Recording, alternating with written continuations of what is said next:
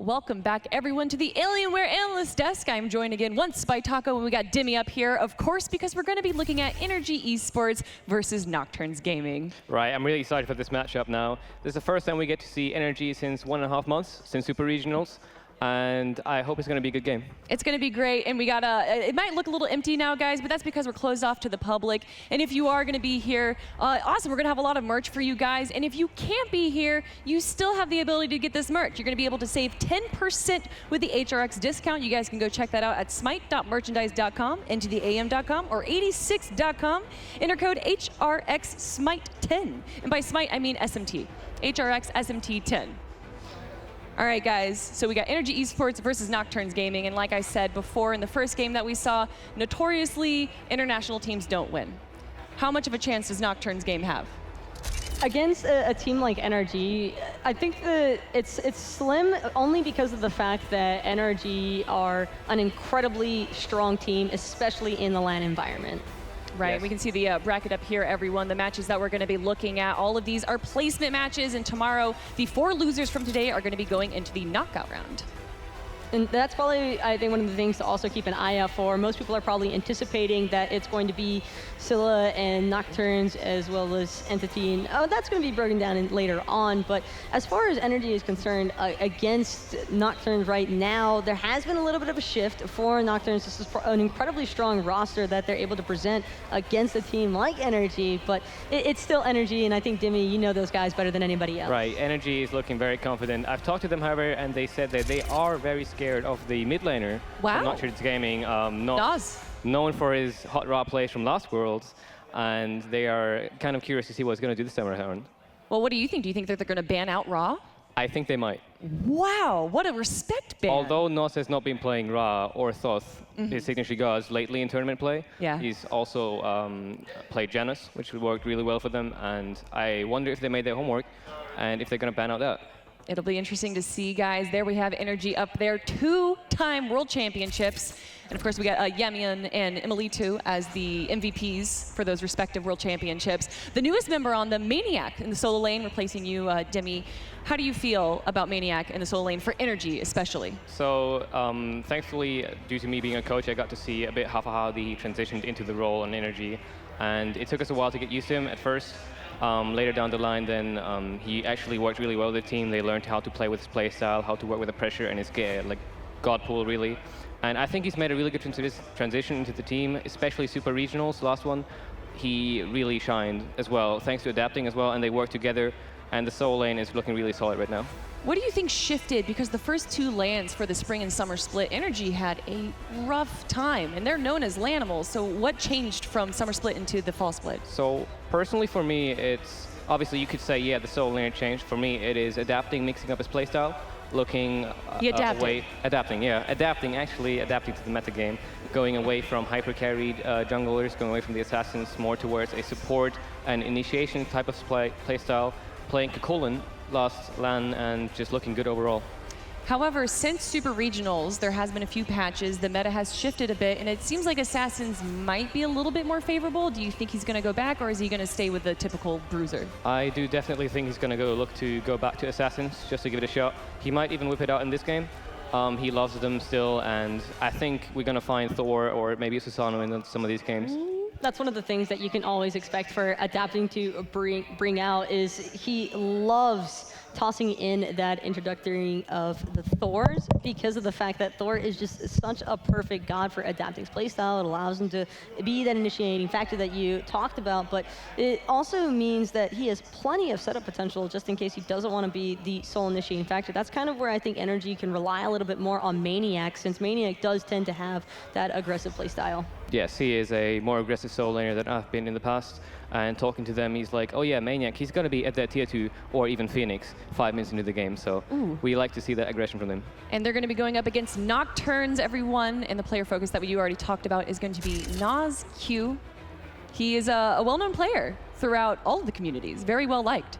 Yes, actually, name changed from Nozq last year. So if you do recognize him now, he's named Nozq.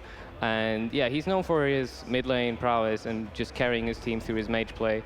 Like I said, the Janus is something I do expect from him. I am interested to see if he's picked up on the Hunter meta we've seen from NA now. if he is going to play Hunter mid. I would be more curious about the Hunter, although not necessarily expecting it. LATAM in general, though, they tend to be that team that really likes to look for the fight before anybody else, and that could potentially catch NRG off guard. Although NRG is great, obviously, at combating around objectives, it could still catch you by a little bit of a surprise if you just see 3-4 odd rotations or groupings from Nocturns trying to pretty much catch out NRG. Exactly. It is the very first game of the tournament for them, and it's easy to get caught off guard, so we might see that happen. That'll be interesting. All right, everyone, Nocturns versus NRG, and we're going to be looking at Nozq in just a moment and his stats. What makes him such a big part of the community? He's just one of those players that's actually been around for a while, which is probably the main thing. It becomes more recognizable as players tend to stick with these teams, and even though the names might change, you still recognize them as figureheads in their own communities. Exactly. He gets his reputation from beating out ALG last HRX, and The only international team to ever beat a North American or European team. Exactly, right. And he's actually, he loves to play his mages, but I feel personally that he also brings this kind of core to the team that they can rely on him. And I think that just works really well with the team. He's going to be going up against Yammyn, though. Yes, Yammyn is slightly afraid. Really? I've talked to him. He's like, I don't know. He's What, just going the to snipe MVP? me. Yes, very much. But I do trust in Yammyn's inner confidence, and I'm pretty sure it's just a facade. That's just a standard Yammyn thing to kind of say, though. He hasn't exactly had the best life RNG leading up to Worlds, so that's also just him, I think, trying to poke a little bit of fun at the circumstances. Yes, I'm sure he'll be fine. Now, when these players get into picks and bans, do you think that we're going to have any respect bans towards Nocturns? Do you think that there's a player that they're afraid of? Definitely Nozq is raw, but anyone beyond that? Besides that, I wouldn't assume so. They're just going to want to play their game, remove what they don't want to face from their draft, and then just play their game. And what do you think Nocturne is going to try and take away from NRG? That's one of the more difficult parts about NRG. You definitely can't look to ever try and focus out the jungle role because adapting can play probably every single assassin that there is at a super proficient level. So Yammyn has an insane god pool too. And that's Right. the thing, and this flexibility as well with the double hunter meta having been so prevalent lately, it can be really hard to try and track that down. Maybe try and take away some of the more initiating supports that iRaffer might try and lean towards. Not necessarily that it would hinder NRG's performance, but at least you wouldn't have to deal with such a seasoned veteran like iRaffer going up against Nocturne. Where do you think their focus is going to be? In what lane are they going to just focus buffs and keeping their maintaining map control? That's probably the best direction to try and look. We just saw in the last match where Scylla kind of tried to look for some engagements as opposed to worrying about their buff secure. And Nocturnes, having gotten to witness that, they know that these NA and EU teams face off more often than they do, so they can take a little bit away of that for themselves. And I think that buff control is going to be more important as opposed to trying to find the engagements early on. Yes, I very think that buff control is the way to play the game right now. Judging by NRG's draft, whether they will go for it, I'm judging they will either commit harder to the solo lane side or commit harder to the duo lane side. We'll see what they draft and then how they start the game. From Nocturnes, however, I am really not sure how they plan out this game. Right. I mean, we won't know until we see it, everyone. And we are going to, in just a few moments, get ready into picks and bans, everyone. NRG versus Nocturnes, the second game of SWC 2018, everyone. Hope you guys are having a good time. It is closed to the public today. So if you have tickets and you're wondering, hey, why am I not here? You're not allowed. You're not invited. But tomorrow you are. And if you guys couldn't make it, don't worry because we have a lot of stuff for you. We got Twitch drops going on in chat right now. It's the only way to get the Loki HRX skin. We also have some merch if you guys want to get some cool Smite swag with a special 10% HRX discount. You're just going to have to enter code HRXSMT10 into smite.merchandise.com. All right, NRG versus Nocturnes. Let's talk about maniaKK versus Beltway. You said maniaKK's a bit aggressive, so does that mean that Beltway needs to match his aggressiveness, or should he play passively? So it's interesting that they say that the solo lane matchup nowadays is mostly decided by not only solo versus solo, but also solo jungle against solo jungle. So if Beltway does get the right support from his jungler, he'll be able to match up against maniaKK just fine. I think we can see this easily go both ways. I think Beltway is confident enough to play this game, and if he does get the lead provided from his jungler, he will be able to also contest with maniaK easily. Yeah, he's a solid player. He rarely ever makes mistakes. And I think what we saw before in the solo lane was that Avengenize kind of just didn't make the right calls. And I'm wondering if we're going to see it in the short lane now, a lot more safer calls. For Nocturns especially, I think that they saw the direction that Scylla was trying to take with taking the double warrior for the jungle solo, because you'd imagine that to be a very high clear lane, so you won't have any issues establishing the pressure throughout the laning phase. But I would like to see, again, some colon or colon ban from Nocturns. You don't want to allow adapting or even maniaK to have the opportunity to play that god, and certainly prioritizing a high pick solo laner early on, I think could also be a very smart direction to take things, because if Nocturns doesn't opt for it, I'm almost certain that NRG will. Yes, I think the Kukulin is a very smart ban, as you said, seeing how it is a flex pick. Flex picks are even highly more valued, can go to adapting or to maniaK. I hope that Nocturns makes the step and is extra careful when selecting matchups here for the solo lane, because we saw last game Osiris Bellona against Serket Cabrakan. I would have loved to see something that can cancel out the Cabrakan's tremors to ensure that your early game push will actually work better. Hopefully they are aware of that and will look to get the best matchup in that sense. So what matchup would you want to see then? Would you want to see a bruiser with a support, or would you want to see maybe an ADC over there? It is really hard to say. I like the approach from NRG Esports last game where they went double warriors, which is basically the best or more guaranteed way to gain pressure. There's a lot of options depending on what NRG will be going through with their picks and bans. I actually wouldn't be surprised to see Nocturns potentially do a support early shift over to the solo lane side, just because they want to potentially invade. That's something that I don't think we really got to witness in the very first matchup, but for Nocturns, it could be a pretty wise choice for them to try and three-man. Sure, three-man splitting isn't typically ideal, but at least you're applying that pressure and causing NRG to shift their attention. Yes, I think it'll be very interesting to see what star they actually opt for, knowing that we don't really know what they've been practicing. And if they have some really new strat with a new alignment through the players around the map in the early game, we might see something like that happen. Well, I know that there's a lot to say about this game. It is the two-time World Championships going up, and I think our casters actually want to commentate on this before we get into picks and bans. Casters, what do you think of this matchup? And really talking about what's going on here. And when we look at NRG versus Nocturns, I think the biggest thing that people at home are looking at is saying, look, NRG, they've won time and time again, but that's not been the story this year specifically. NRG's really struggled. And the biggest issue they're having is because of the fact that the meta changed, they never really adapted. The meta, though, started to come full swing back towards them again, you know? Assassins maybe back in the jungle, Fenrir buffs.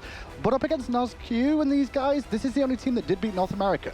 That's very true. I mean, we saw ALG fall down to these guys once upon a time. Little pieces of this squad, though. So when we look at NRG, one, I think flat out, no disrespect, I think they're a better team than ALG was. But even with that said, you know, I think NRG probably going to come through here very strong. I don't know. This is a litmus test for them. It's best of one, though. And one thing NRG have always kind of struggled with is those best of ones. They normally take a few more games than just straight up one game. That's the danger. That's the danger. I guess the single game set for NRG, I'm confident in them. When you look at what adapting has been able to do towards the end of the season, and specifically that man right there, maniaK. Joao has been absolutely his namesake. He's been a wonderful addition to the team, and I think really with everybody sort of together and with that time under them, I think this is a strong team. But no Dimmy. We get Dimmy now. Yeah. That's the big change. That's the biggest thing for NRG this year is, can they get the third World Championship but bring in maniaK instead of Dimium? They are two completely but yet similar playstyles is the best way of putting it. maniaK's a little more aggressive, I would say. Definitely if you're newer to this NRG lineup, expect maniaK to bring out just pure aggression. Dimi was the guy that would gracefully lose lane in an effort to assist in the team fight. Shoutouts to Guan Yu. maniaK, nah, he's going to play the Cabrakan to press W and look to punch you in the face all game long. And I think that's been very successful for NRG so far this season. I'm talking about that, like I said, aggression. Osiris's, Erlang Shen, Bellona, Cabrakan, they're the top gods I'm expecting to probably see maniaK picking up for this tournament. At least on day one and day two, we'll see if there's any extra tantalizingly interesting picks as time goes on. But most of the time, you're going to keep that quiet on the placement stage. For sure. As we look across the way to Nocturns, these guys representing Latin America, as you said, these guys, a couple of them have been here successfully playing against North American teams, most notably the middle lane. Nozq has definitely looked very strong. He was the guy that everybody was talking about last year. Sure, well, I'm actually more interested in Beltway, who's the solo laner for this team, and a lot of people talk about, like, he's not scared of, even if he falls behind, he can still try and make an impact for his team. And up against maniaKK in this lane, adapting pressure at Super Regionals, if you remember that, NRG were focused a lot on the old school Cloud9 strats of focus the solo lane, get the solo lane ahead, and go from there. If NRG default to that, how will Beltway deal with it?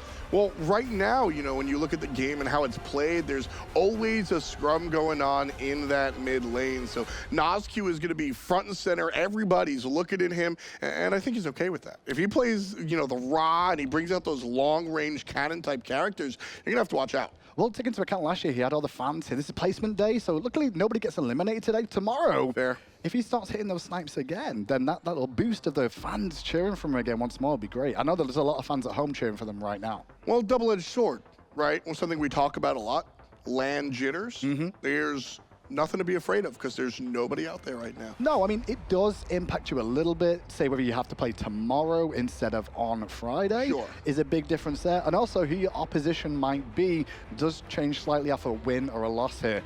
Obviously, I'm expecting Nocturns prepared to lose, even though you don't prepare to lose. You know what I mean? Like, you're against the world champs, man. Like, it's tricky to try and go, we can definitely win this one. Let's not focus on the other teams we may have to face if we lose. I think that the term is realistic optimism. There we go. That's a good way to put it. I like that. I think Nocturns comes in here thinking that, hey, we've got a strong solo, we've got a strong mid lane, this is what we're going to focus on. Listen, it's NRG, maybe they'll beat us, but we are confident in our abilities, because if you are not confident, you don't wind up here.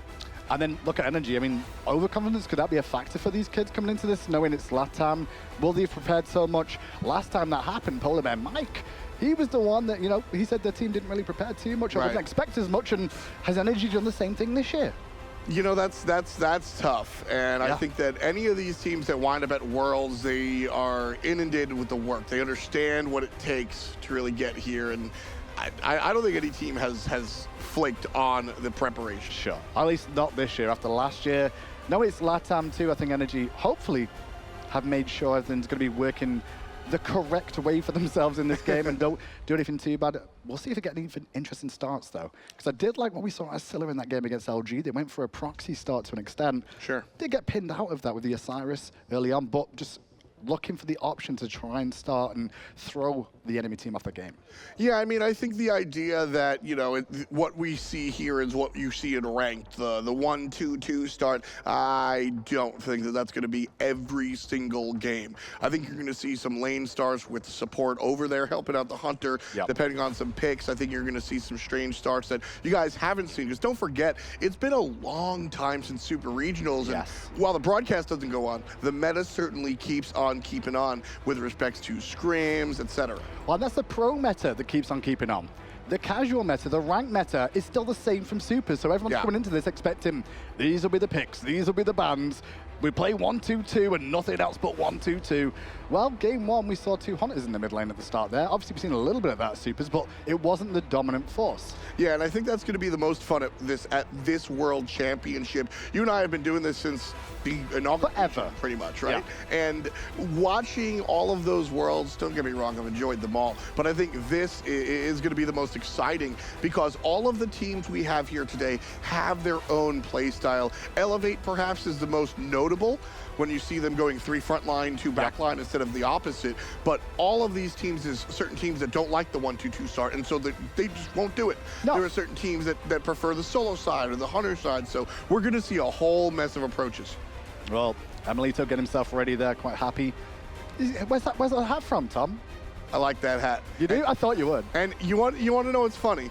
The obvious joke aside, haha, F.New York. Yeah, shout outs to my Twitter. emilitoo used to wear that Yankee hat once upon a time. This was his OG hat.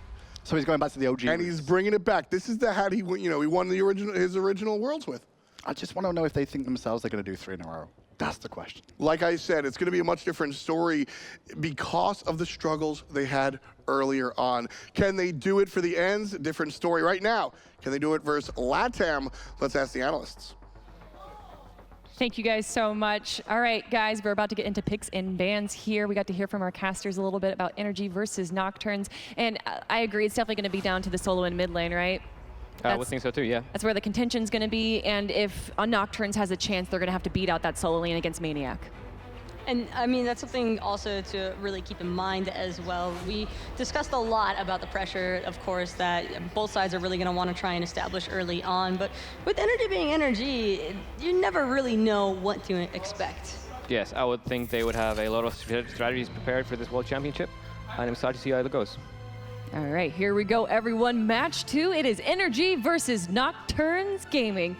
And although we were saying that international teams historically do not win these games, Nozq did. They beat ALG as Licked last year. Yes, and he was even a substitute player. Yeah, what? Wait, he was a substitute player for Licked? Yes, exactly.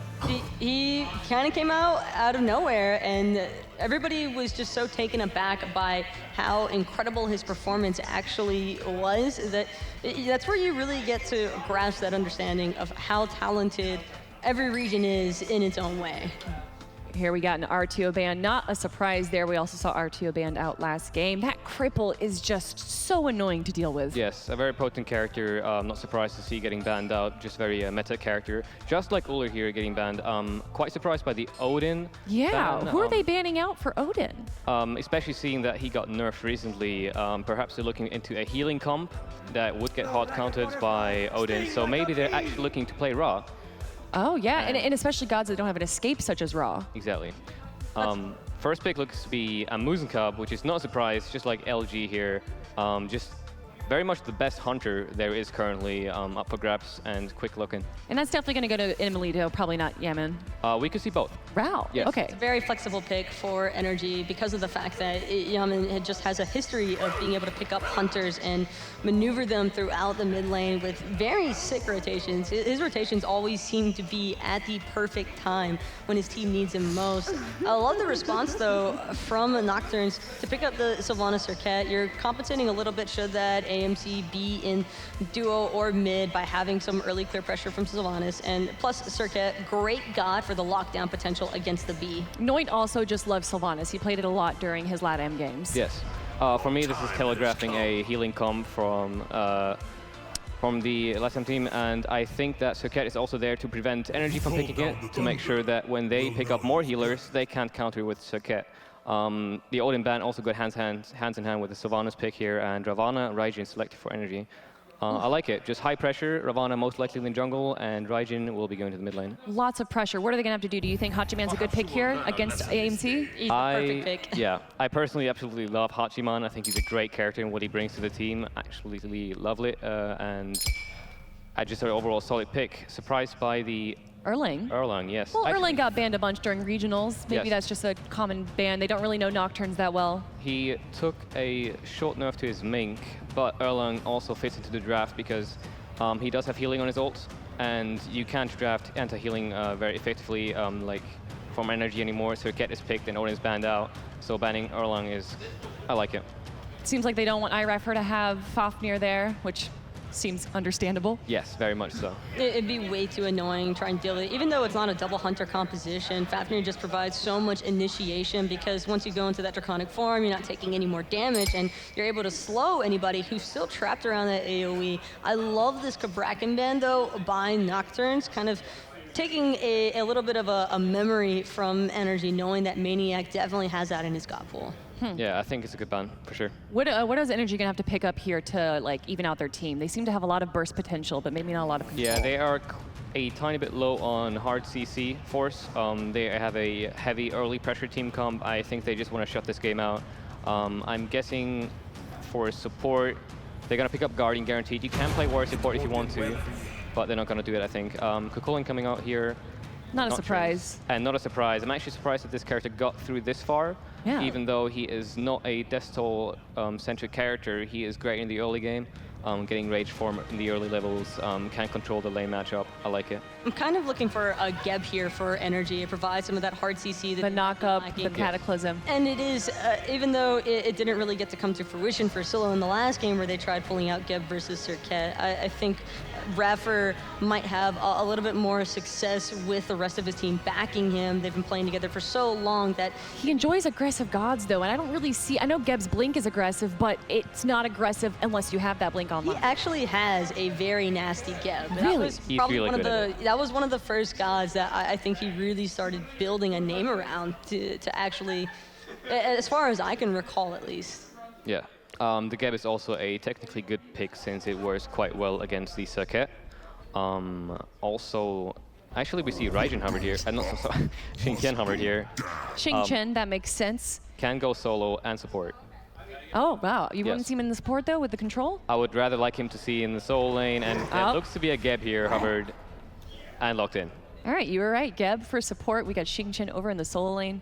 And Nocturns Gaming is ready to go, but they need one more pick. What do you guys want to see here? I want to see the Ra. They need more shred, I think, Discordia. and this is Whoa. a very, a little bit of a risk pick, actually, choosing to commit to that Discordia, mostly because of the fact that this Robin, especially with adapting, piloting that god, he's going to look for that dive almost every single time, and Yes, for Discordia sure. can really struggle with staying alive. She has a great burst kit, excellent at helping cause a lot of calamity during team fights, but still very hard to get away from a Robin-Raijin combination. And we haven't seen her in competitive play, although at Worlds it is notorious that new gods get picked and played a lot. And is that because they don't know that she's not good yet, or is that because gods can, when they're released, be a bit strong?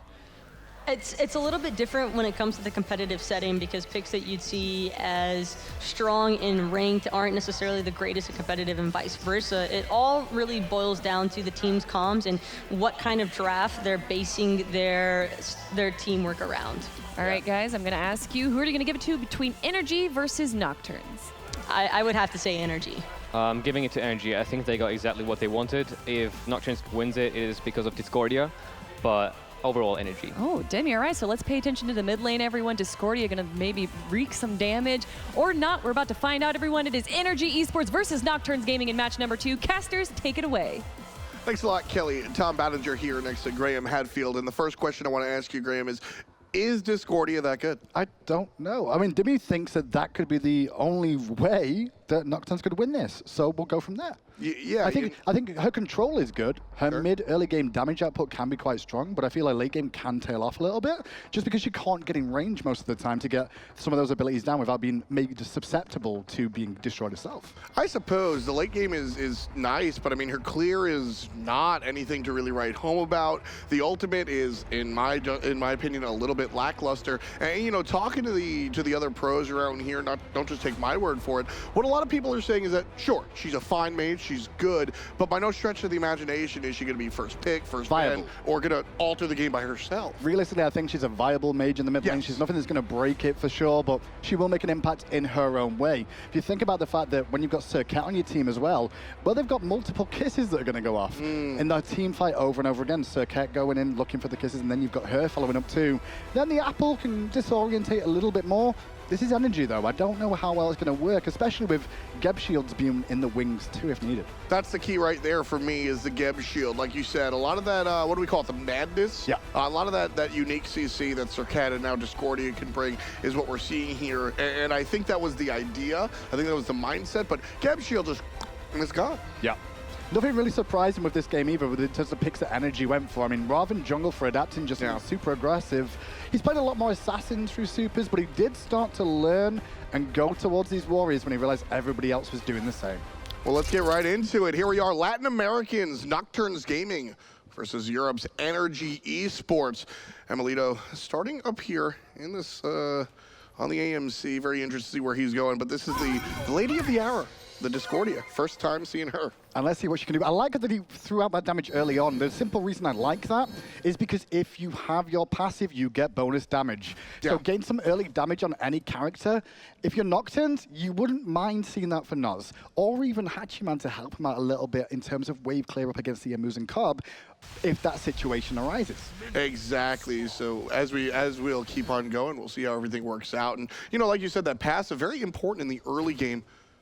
emilitoo gonna go say hi, not starting in his natural lane, instead all the way in the mid lane. But look at left-hand side as well. They sent 2 members to the left-hand lane here of Nocturns, and I like this. Use Sylvanas and Hachiman, get Hachiman nice and comfortable in this lane.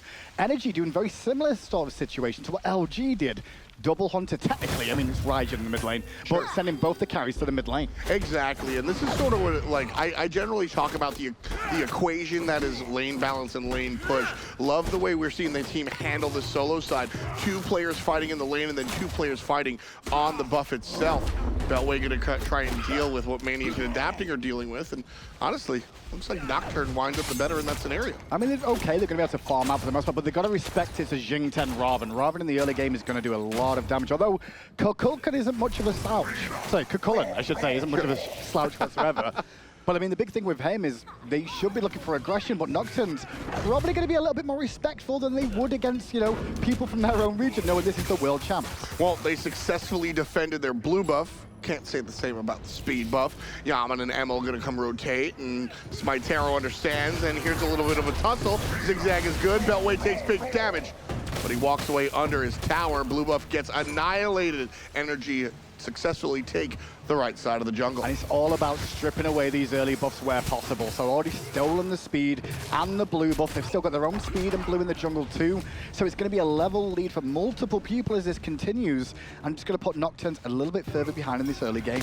One of the interesting things about this start, putting big push in the mid lane, Hindu, is the fact that we see iRaffer at the top of the, or excuse me, we see the support from Nocturnes top of the net worth. Watch his gift. Sure. That's all it is. It's watch his gift and rotations. Yeah, but it's interesting. I mean, are you going to care if your Sylvanas is ahead? Wouldn't you rather other players? If he gets to level 5 a little bit quicker than everybody else, that's not a bad thing in the world whatsoever. The ultimate can make a big game-changing situation, especially if there's no beads available. And you actually look at NRG's relics here. There's only 1 bead, 1 Aegis, and then everybody else going for different things. Yep. Everybody sort of getting ready. In fact, you see maniaKK with the meditation. Interesting choice there, especially going into a god like Serket that will cut down all of your healing 100%. Beltway is going to cut it by a decent amount as well. Don't forget, your relic meditation is affected by anti-heal as well. Correct, and also, yeah, in the laning phase, you're going to have that with Kukulkan, and that's going to cause some problems there. What I will see as time goes on, though, is that meditation is still viable. It's good, like Shell, it's just better in the late game because you need the levels to make it more effective. Shell is great in the early game, but not as effective as Med can be in the later stages, especially when you're like, hey, 2 of them just backed, we could just Med and take a cheeky fire giant here. I actually still love meditation. I think there are a lot of applications, but what's interesting here is that maniaKK's actually tipping his hand, Adapting, thinking about making the jump, but instead backing to base as he hits level 5. By maniaKK going meditation first relic, he's telling us that he's not going to buy Shell. So expect a blink or even a frenzy later on. It almost feels though that NRG's relics here are kind of like, you know what? We're going to show these relics game 1 because we might not even run them the rest of the tournament. And then just put things in other teams' minds in this tournament of like, is that what they're doing? Should we be doing this? And then you're like, well, no, we're not really. We just wanted to throw that curveball out there. That's also the benefit of a placement stage, a benefit of being the higher card, as we said. No bones about it. NRG is sort of expected to take the W here, so Nocturne's trying to fight with that underdog spirit. Yeah, and we're just going to keep an eye on Yammyn now of where he heads out, just looking to ward around for most of them as this stands at the moment. Only 4 minutes in, still no deaths, but definite lead for NRG in terms of levels. As you can see, just a couple more ultimates available a little bit further along. What I do like, though, is that NRG have successfully invaded the speed and the blue buff, and yet Nocturnes are only a couple down. Ultimate from Yammyn right on through. Adapting to jump on in. Nice ult from Sylvanas. And despite NRG's best efforts, Nocturns won't die, but Hindu, that aggression will open up the right side of the map. Funny enough, it was Nocturns that got aggressive. NRG tried to respond, and it went even for the most part, but it might not be even now with the speed buff being looked at by NRG. Here's the thing, SmiteVOD still has his ultimate, the Circuit player, so he's able to jump on somebody. NRG, take note, they're not going to go too hard for this speed buff. And the same thing with the blue. But they may look at the blue as knowing there's only 2 on this right-hand side. Now 4 men of NRG still around this area. Nocturns abandoned the blue buff quite clearly. Sylvanas is left to the left-hand side for Noitulover there. So free blue buff, not as effective as the first steals, but still effective. Yeah, still a good choice. I like that one.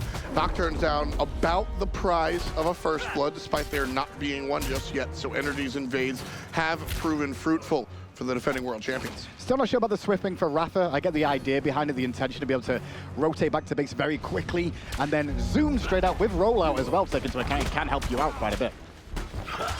I actually love Swiftwing. I'm not so sure, man. The stats on it are actually really nice. There's a decent amount of health on it. It's only 800 gold, remember, and you're getting a lot of that back. 100 health, 10 HP 5, and the passive movement speed in addition to that zoom out the base. 800 gold, you're getting 533 when you sell it back. Dude, I love this item, and I think it's criminally underpurchased. But then you could have low nose mask and get some free health and some extra gold in your pocket too. You could get your Talaria online earlier, so you're getting your Talaria stacks and the movement speed that you want anyway. It's such an awkward thing. That's the issue, is where you buy it. And iRaffer maybe looking at Swiftwing second item. Yeah, it's the bridge item here. It's going to allow him to sort of forego boots. Beltway in a little bit of trouble. But a nice route keeps adapting at base. Yeah, didn't panic too much there, but a relic was used. But now SmiteVOD on the rotation, looking towards Maniac, blinking.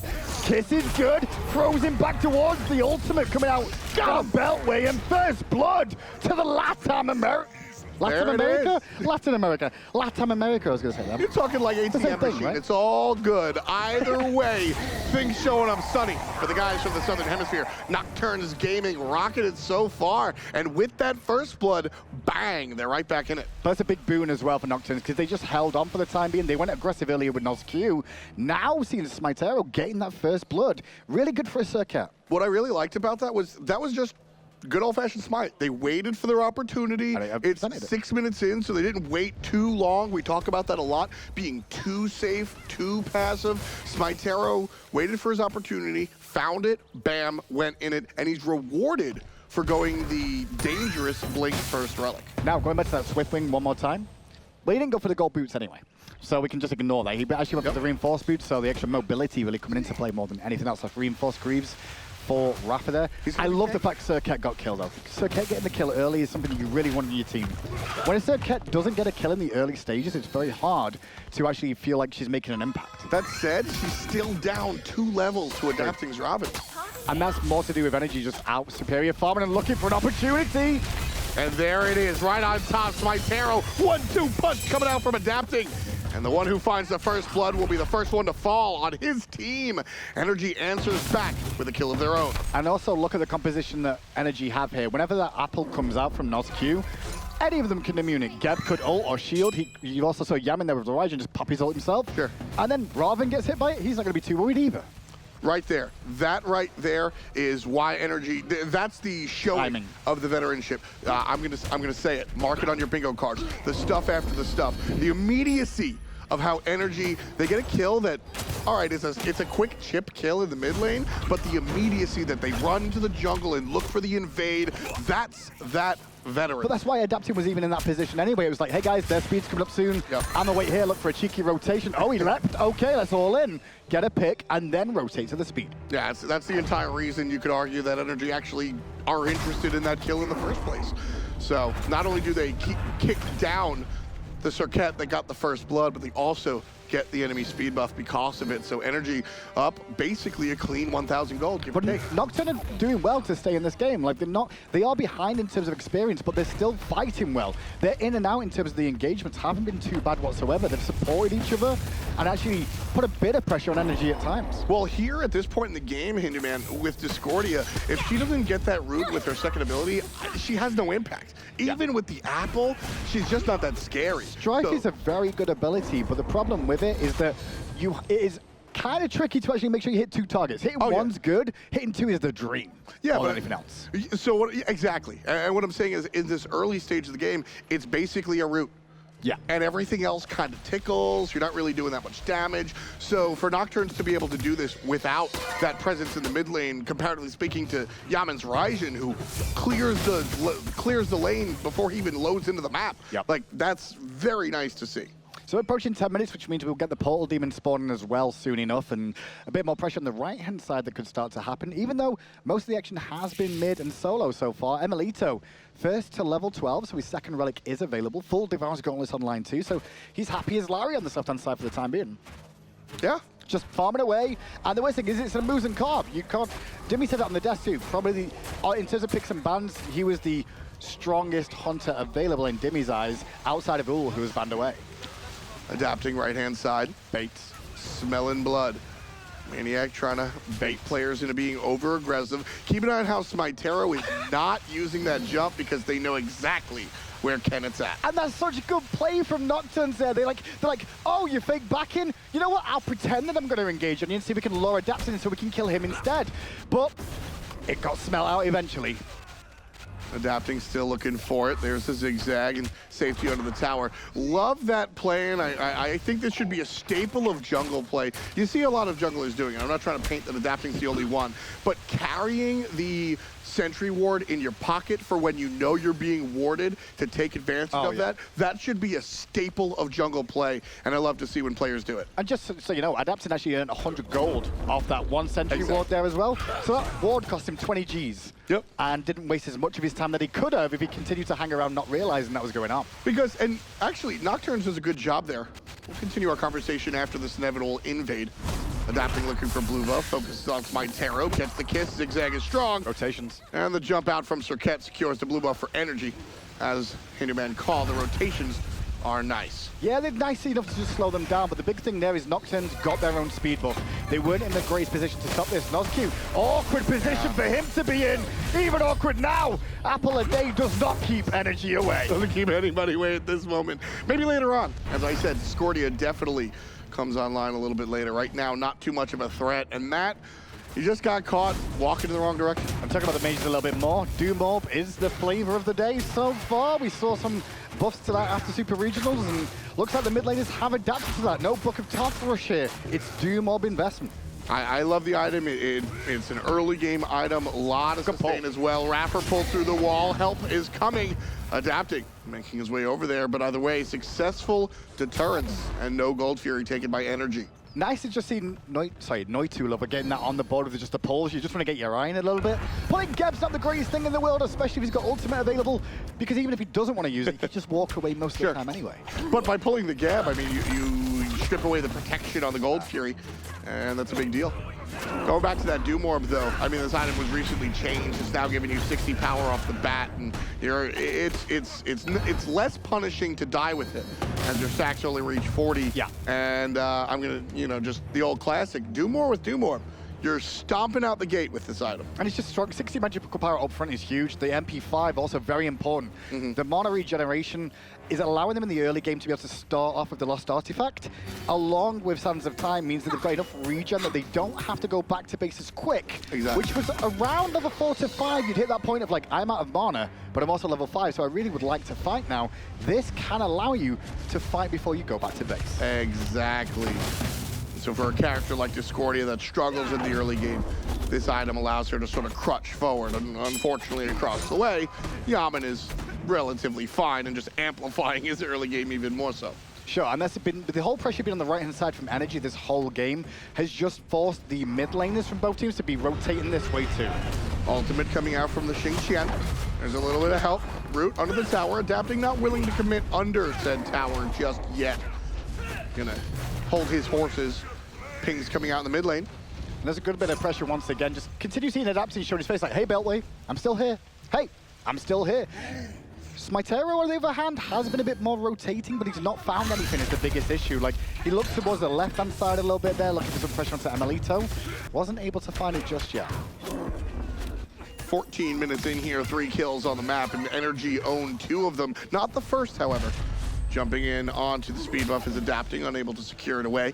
No, but that'll be a nice little call for Nocturns to go, hey, the ultimate is down for adapting on this Raven. Maybe we can defend the blue buff now and take a fight. Love this call. Too heavy on the right side of the map. Opens the door for the Gold Fury. Here we're going to see the rush, but in comes blinking Geb. Just a Geb, still enough to keep Nocturns off the objective, but now the turn. He's just trying to buy as much time as possible, but the apple is loose. The apple is down, but emilitoo is taking out SmiteVOD, and round the back comes adapting. He's not going to be able to get the straggler, but adapting picks one right up in the face, and emilitoo with the double. Ladies and gentlemen, Nocturne started the Gold Fury. I love the call. NRG will finish it. I love the call, but iRaffer showed so much experience there. Like, guys, where's the other two? I bet they're on gold. He blinked early just to get vision of how low the Gold Fury was. Yep. He saw it and went, guys, we're okay, you take your time. Oh, they're engaging on me. Well, I guess when you get here, we can kill them all. I might die, but you'll get a couple of kills. He lives, and they also get the Gold Fury. That was the inexperience of Nocturnes right there. We all see the Reddit posts of Gold Fury being stolen by a Geb auto. Yeah. But that doesn't really happen until it actually happens to you. Oh, well, they could actually buy off even more here energy, and this is a big swing in the game, because for a game that felt relatively even, or, you know, Nocturne was staying in it, after that first kill they got for themselves and the way they're trying to defend, that big swing of the Gold Fury into the Portal Demon is huge. Yeah. Yeah, when you get the 2-for-1 special, it's a little bit rough. It's a 5k lead in seconds. If Nocturnes sticks to that Gold Fury, it's dead before the reinforcements come. Agreed. iRaffer has to get lucky to steal it. The ensuing fight, I don't know. Coin flip because you didn't engage on iRaffer with all your abilities. Yeah. That's one of those testers, though, after where you're like, okay, so Geb just ulted.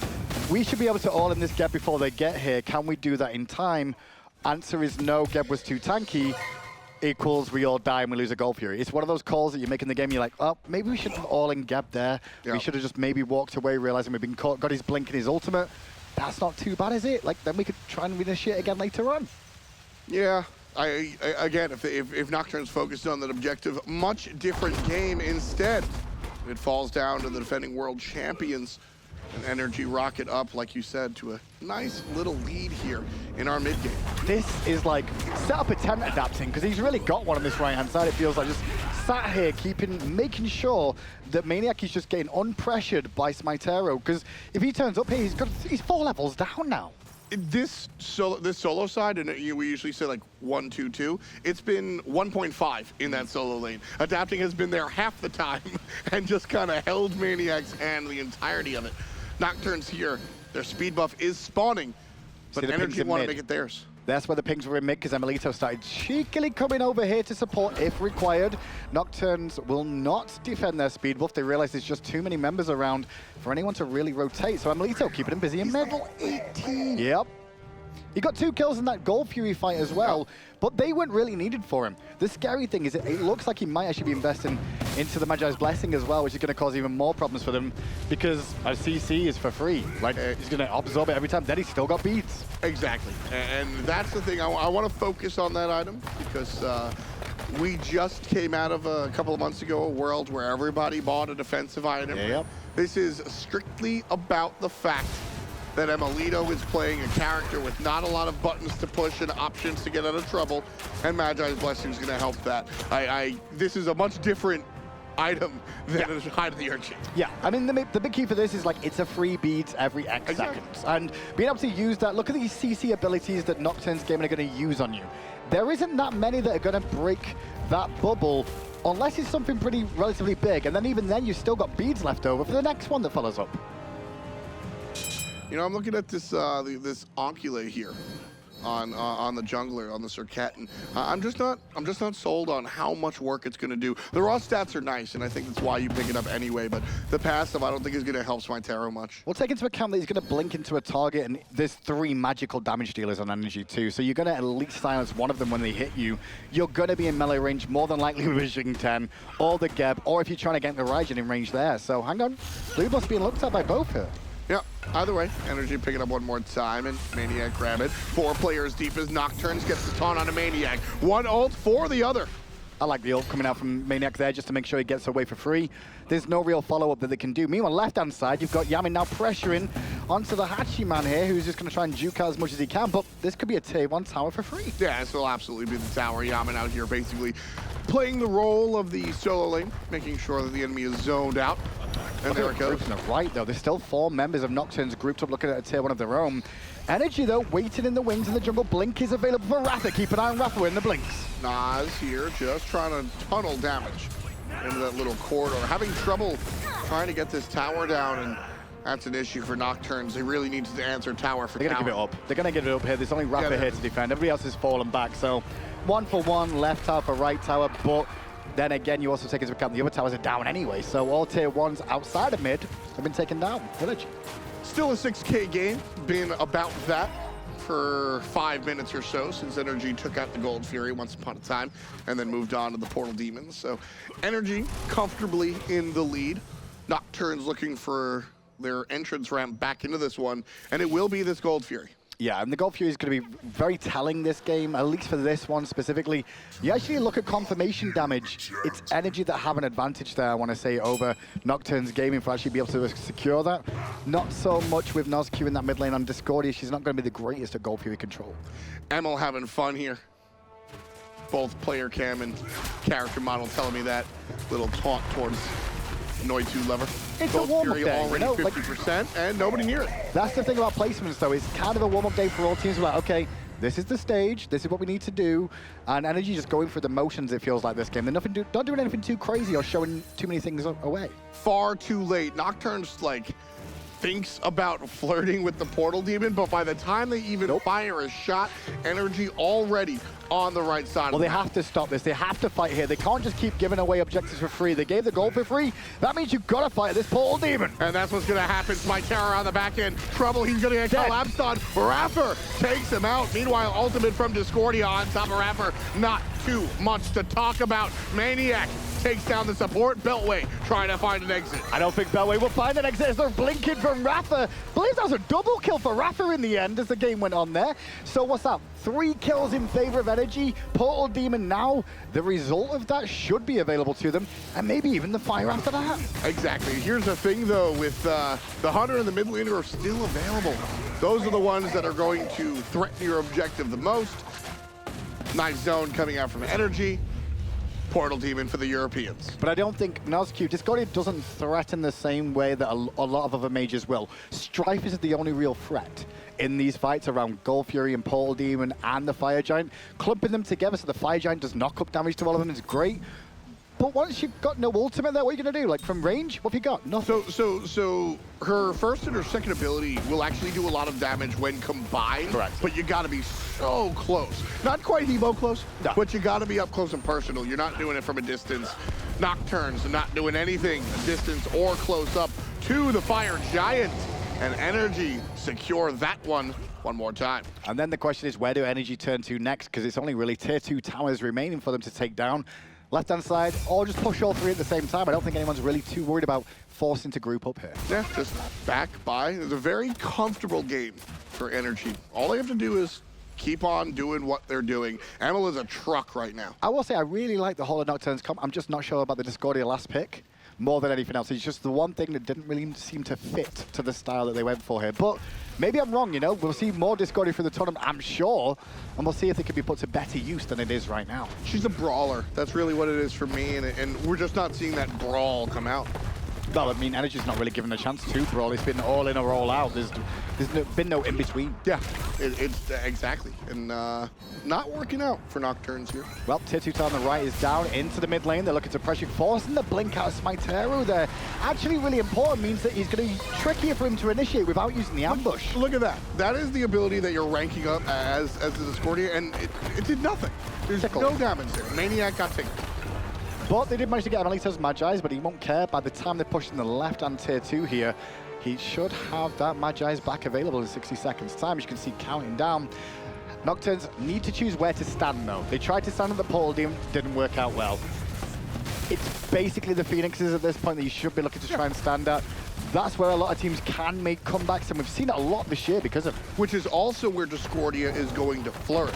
There's a smaller area to really fight under, and that limited range that I was talking about, Discordia is going to be able to take advantage of these closer walls. The Strife is going to be more impactful, and she's really going to be able to have more of an impact versus these big open areas by the objectives. Keep an eye on Nozq because he did just use his invisibility, which means that they may look to try and pick him earlier on. Kisses for emilitoo and iRaffer. They've probably done that a few times in their careers together, so it's not going to be any different than usual. Not touching that one. However, NRG trying to touch Nocturns left side. Phoenix grouped up as 5. Yammyn in the back. Love this guy's positioning. Always safe, but still dangerous as hell for the opposition. Knock up taken advantage of, and Yammyn brings the support down to half. And now the drums of war have started from Yammyn, but they're not the greatest. They're going to look at SmiteVOD around the back, though. The apple did hit onto iRaffer. iRaffer's down. Apple will spread again, but emilitoo, he's just chunking the front line. Beltway is gone. And there's that meditation allowing NRG to stay up front and center. Love the play by SmiteVOD, however. Before he goes into his assault, he pre-beads, understanding he's going to get jumped on right on the back line. There's going to be adapting, doing the jumping. Nozq forced into the Aegis, and emilitoo focusing on the Phoenix. That's a dead bird. Yeah, there's a free Phoenix on the left-hand side now. They will have to fall back. It did cost them iRaffer in trade of Beltway. It's not all doom and gloom. I did like the med use, though, like you mentioned. Combine that with the Fire Giant, too. It just means a situation like that would have been like, all right, I guess we can fall back for Fire Giant regen. One quick med, and you're like, all right, we can go one more time. So we went, like I said, maniaKK kind of told us he wasn't going to be going shell by going the meditation early on instead of the shell, right? We see sprint instead of the blink that I had anticipated. Why do you think we see the speed up move? Well, it does have the upgradable version for the Fatalis effect to an extent where it's go faster for the whole team, technically. It's just gas pedal for Emil? Well, not just Emil. I mean, it will help out as well with Raijin. I mean, getting Raijin a little bit closer in range would help a lot more. Emil has enough for whatever he wants right now. Probably looking at chins, I guess. Either Deathbringer or chins. He's got a dagger, so I'm no guessing thorns. Yeah, there it is, chins. I didn't No real realize he had the surprise. dagger already. I don't even think it needs chins because the front line isn't that tanky right now, but, you know, percentage health. What you're used to. Classic. I'm glad you didn't go. I was surprised. I was going to say, would we see some crit, but we do see a Thorns on Beltway anyway. So. Well, no, this is the match that you go crit. There's a single Thorns, no Nemeans. Man, this is the one where you want to see the big numbers. Well, when you're in that build right now and you're your last item, you don't go crit on that last item. You kind of have to go for a chins or, you know, Titan's bait or something like that. But then you've got an executioner, so why are you going Titans just yet, you know? The trade-offs are different now. You don't go. The reason you don't go Titans is because of the lack of structures, not because of the executioner. However, that's a whole different conversation. It's trade-offs. That's the way I'm looking at it. These are the late night arguments that you have with your friends over your casual game. And then somebody's always like, "No, you're wrong. You're always wrong." Hey, yeah, man. You know there's always an exception, whether you're doing executioner in Titan's Bane or you're overcapping CDR by 10 for Mantle of Discord. Or, you know, Chronos Pendant. That's got good CDR reduction too. There you go. That technically gives you 50%. Incredible. Legally. Incredible. Well, the one thing that a lot of the fans at home and around the world were expecting is LG 3 of them versus NRG in the quarterfinals, and it's looking like that will be the case unless something changes dramatically for Nocturns Gaming. Listen, I have friends at home that need this to be called out. Do you see how many people just got knocked up by the Fire Giant? This on the bingo card. You're professionals. You've been doing this for how many years? It's on the bingo cards. Listen, next year it'll be different cosplay too. for the weekend. To be fair, I believe the NRG kids were playing the Season 5 map here at hi-rez Expo earlier on. So maybe they just weren't used to getting knocked up, or, you know, different mechanics. Who knows? Whatever you want to sell. However, right now, NRG are looking to buy the right side. Phoenix, love the positioning from Nocturns on the left-hand side, looking for the sneak snipe. Instead, maniaKK spots it out. Oh, well, there's Sylvanas in a world of hurt. He won't get away. Look how long it took him to get his ult off because Yammyn just controlled him the entire time. I really love how Yammyn has played this character this game, knowing when to bring the damage and when to bring the control. Beltway controlled all the way to the fountain, adapting again. 5-0-5 for King Kenneth as the mid lane Phoenix falls down. And in goes Yammyn a little bit more, looking for some pressure onto Hachiman, who has to dash away. Aegis down too. In the back though, SmiteVOD looking for some sort of play, but I don't think he's going to find it at this stage. Yeah, he's going to land on Yammyn. A little bit of help from iRaffer. Chaos Titan starting at 78 and quickly falling taunted the other direction. Chaos Titan 17-14, and that's game. Nocturnes fall to the defending world champions. It's NRG. Well, long live the game. So long live the king for one more game, at least. But that books them into a quarterfinal match now against Luminosity. And that is another one that's going to be very fun to look forward to. Very clean play here by NRG, which is what I was looking for. Very impressive stuff. And again, still all eyes on Yammyn. Really, really nice stuff. Yeah, Yammyn had a fantastic game in the mid lane there. Obviously, he was against a Discordia that didn't seem to come to fruition for what Nocturnes were really looking for. And not because of fruit and fruition, you know, the apple. See what I did there? See what I did there? Oh, man. This placements, I'm allowed to do this. Oh, no, you're absolutely not. I am. However, I do have people to save me from you. Kelly, take it away. Thank you, Tom, for saving us there and getting rid of Hindu Man off the mic. He can only be on there for so long, right? Until he starts losing his mind. All right, NRG versus Nocturnes, this seemed very one-sided. The start of the game, the very start of the game, was actually pretty even. But Yes, I after like the way it looked. the first few minutes, what happened? I actually really like the way it started off. They wait for a trade in the dual lane, so NRG looked to come in the solo lane with the buffs, and they tried to trade in the dual lane. After that, they gave up contestation on their buffs. They forgot, or like, they didn't really show up to fight on those speed buffs, and in that sense, they gave up a lot of farm and got slowly out farmed. That's kind of just one of those unfortunate circumstances for Nocturnes as well, because like we were actually talking about, they're shifting attention towards the dual lane and trying to capitalize on those buffs, knowing that AMC Ryzen is going to be able to outclear Discordia with whoever Nocturnes tried to maybe put into the mid lane, so might as well contest the other side of the map. It's just as the game progressed, especially after, or even before that 14.5-minute goal fury for NRG, we actually saw a lot of split buffs from Nocturnes where they kept putting 2 or 3 people onto the red and purple buffs, and normally that's not necessarily an unacceptable thing to do, but considering that emilitoo was actually getting to have that farm all to himself, I think that really just prevented Nocturnes from being able to snowball and capitalize more of that. Their KDAs weren't that much different, but you're right, because he was able to get that solo EXP by himself. Adapting, though, always a great player, always the king, of course, the Adapt King right there on Robin. Such an aggressive god, so good at chasing down players, and that's exactly what he needed to do against Nocturne. Yeah, he got exactly what he wanted. He got the early game pressure, got the speed buffs, got a lot of farm for him going, and then he was just able to take out picks here, see him ulting in the mid lane, and just a lot of damage coming through. That's what Ravana's known for. Even transitions well to the late game, being able to do really huge damage.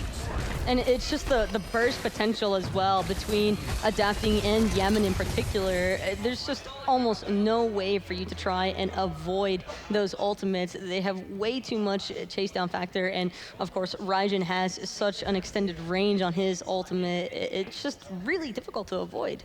Let's talk a little bit about maniaK's meditation pick. Now, Yes. at the start of the game, it seemed a little weird, and you guys were saying he probably should have gone Shell, but it actually seemed quite useful towards the end of the game. Yeah, it did work out really well towards the late game. Once you get to the point where you want to siege down structures, the additional benefit of healing, of sustain added onto the meditation is really helpful. Early game, however, he had to pay for it, getting ganked by Circuit, not being able to survive that. Right. Had he had Shell there, he would have been maybe able to survive, but obviously meditation. After that Really first gets kill stuff with done. Circuit, do you feel that Nocturne should have been focusing solo more and pushing maniaK back and back, and that could have given them the advantage instead of trying to focus that duo lane? I would have 100% preferred to see Nocturnes place their attention back onto that solo. It was a Xing 10 that's a little bit vulnerable, especially after you're able to take that first blood off, but instead you also can't necessarily fault Nocturnes for not prioritizing that lane, because again, it's hard to deal with that amount of pressure that NRG was able to bring. Yes, the kill they got onto maniaK, I think, is what they needed. Circuit from behind is hard to play, and the kill that he got, the first one actually, was very vital, and if they're able to capitalize on that, it would have been awesome, would have been amazing, but sadly they didn't get the chance. What is it about international teams not being able to capitalize on their leads? They're just not accustomed to teams playing from behind. I think that's the main thing about it. NRG as well, even in situations where they haven't been ahead and they've actually been down 5, 6, 7K gold, it doesn't matter to them. They'll still look to take up the fights that they believe are necessary to bring them back into the game. Yes, you have to take risks to actually contest and compete as a team in a team fight, and we just didn't see that from Nocturns Gaming. So we're going to have Scylla Esports go up against Nocturns tomorrow in the knockout match. Do you guys favor a team between those two from what we've seen today? I think this will be a great learning experience for both teams. They got a little bit of a taste from the international aspect. And of course, these are against NA and European teams, so mildly different play styles, I would say, between the two. But when it comes to Luminosity and NRG, you're still dealing with two incredibly competent teams. So I think that Scylla might have a pretty decent chance, but Nocturns is most likely going to try and take them out again. Yeah, I'd say both teams got great experience today, and I hope they take that into the games tomorrow, and I think it could go either way, honestly. Well, we've seen two teams now go on to the quarterfinals and go off to the knockouts. And up next, everyone, for match number 3, it's going to be Obey Alliance versus Entity Gaming. But we're not going to do that just yet, guys. We're going to go on a short break, but don't go anywhere because we'll be right back with more Smite action.